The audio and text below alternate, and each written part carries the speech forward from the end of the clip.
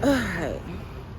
I started off counting down the days until I had to leave the room. May 2nd was when I posted that video. So, between counting down the days, packing, cleaning, and still pretty much having to live my life in between, kind of made it hard to pick up the camera on myself, so to speak. So after making that video May 2nd, on the 4th, I'm a season ticket holder. And on the 4th, I had a Broadway show to get to. That was a nice little relief in a sense. Like, I didn't have to be stuck in, oh my God, how am I going to figure out my next move? You know what I mean? Like, that was a relief from having to embrace for impact. Then, that was Sunday night on the 4th. Then Monday, I went and I applied for some food stamps because I'm homeless, waiting on a response for that. And then I also, while I was still there, I went and got my STD checkup because I actually hadn't had one in 2 years. And it's been 2 years because I'm not sexually active.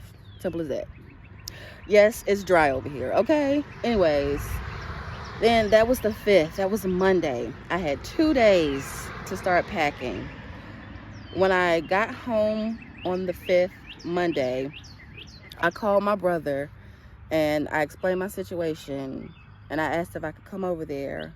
However, he said he didn't have room for me because not only is his dad there, but he's been fighting for custody for his son, and he has custody of his son. So his son has been there, I think almost a year, he said. I'm not sure exactly, but his son is there. So it's the 3 of them in a 2-bedroom apartment.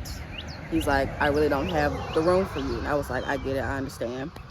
And then he was trying to convince me to ask my family members.